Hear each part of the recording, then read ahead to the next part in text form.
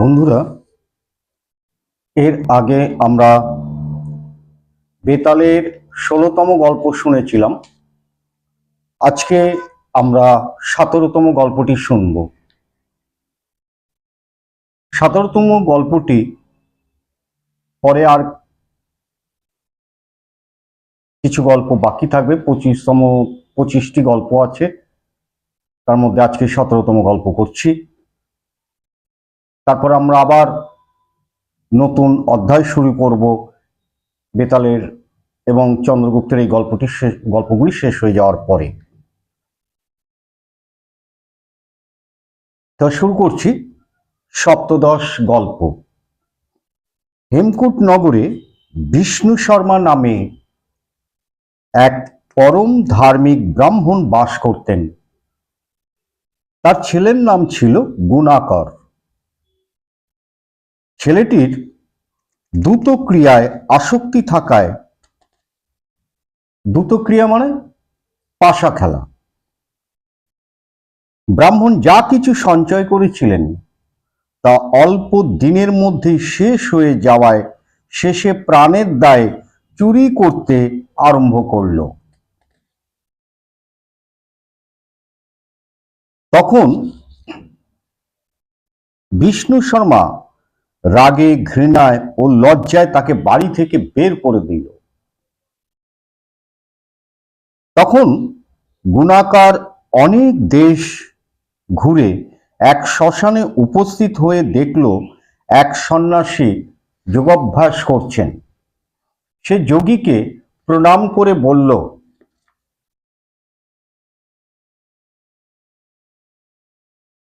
এবং তার পাশে দাঁড়িয়ে পড়ল।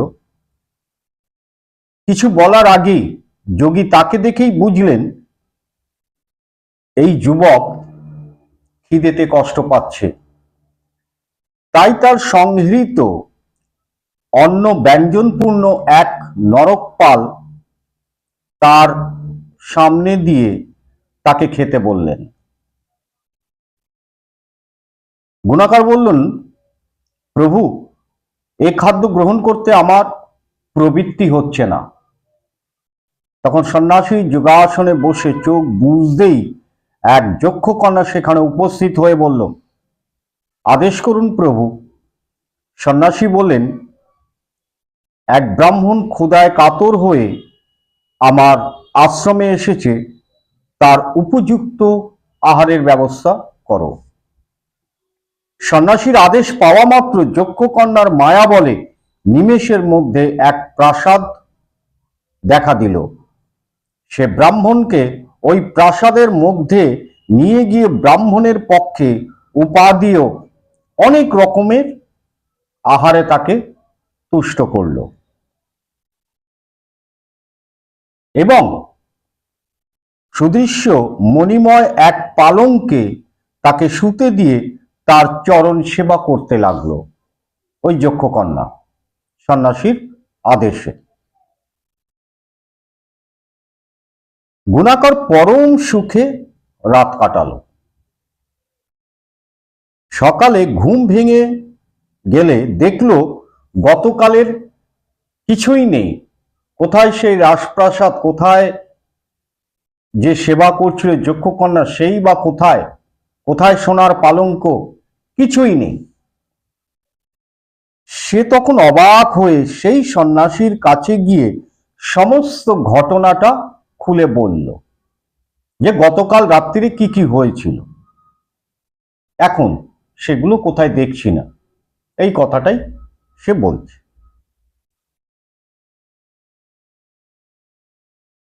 সন্ন্যাসী বললেন, যক্ষকন্যা যোগ বিদ্যার প্রভাবে এসে। বণিক, তুমি এতক্ষণ মন্ত্র প্রথমে জলে নেবে, 40 দিন প্রার্থনা করো, তবেই তোমার কাজ হবে ধীরে ধীরে, এতে কোনো সন্দেহ নেই। ছিল যে লোকের যোগ বিদ্যা জানা নেই, যক্ষকন্যা তার কাছে থাকে না। এই কথা শুনে গুণাকর সন্ন্যাসীর পা জড়িয়ে ধরলে বললে, প্রভু, আমাকে বলুন কিভাবে সেই বিদ্যায় সিদ্ধ হতে হয় বা সিদ্ধ হতে পারি। সন্ন্যাসী তার ভক্তিতে সন্তুষ্ট হয়ে একটা মন্ত্র শিখিয়ে দিয়ে বললেন, 40 দিন মাঝরাতে গলা অবধি ঠান্ডা জলে ডুবে থেকে একাগ্র চিত্তে এই মন্ত্রটি জপ করবে।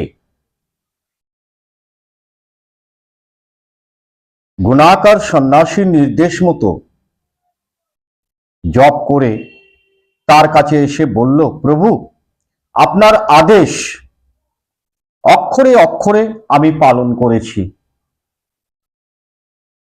এবার আদেশ করুন আর কি করতে হবে। সন্ন্যাসী বললেন, আরো 40 দিন জ্বলন্ত আগুনে দাঁড়িয়ে ওই মন্ত্র জপ করলেই তোমার মনের বাসনা পূর্ণ হবে। গুণাকার বলল, প্রভু, অনেক দিন হলো গৃহ ত্যাগ করে এসেছি, বাবা মাকে দেখতে বড়ই ইচ্ছা হচ্ছে, আগে বাবা মাকে দেখে আসি, তারপর আপনার নির্দেশ মতো কাজ করব।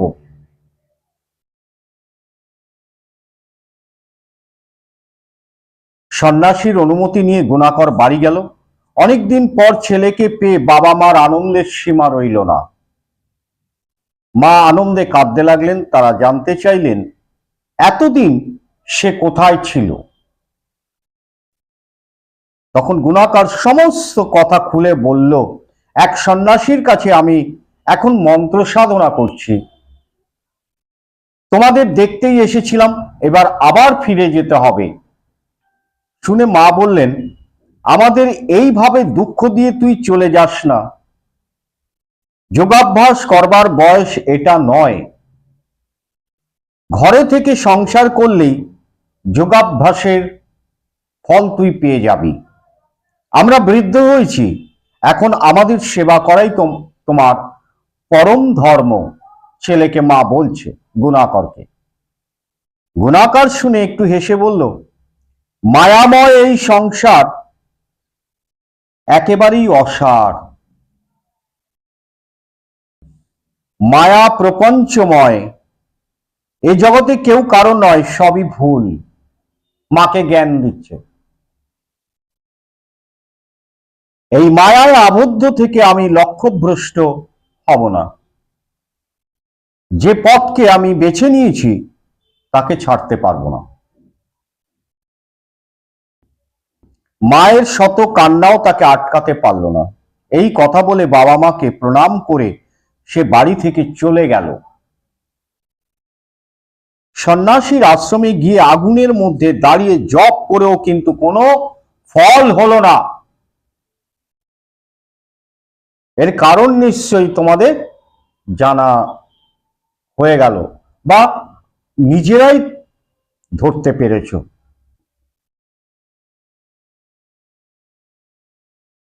তাহলে গল্প শেষ করেই বেতাল বিক্রমাদিত্যকে বলল, মহারাজ, কেন ব্রাহ্মণ যুবক সবকিছু করেও সিদ্ধি লাভ করতে পারল না?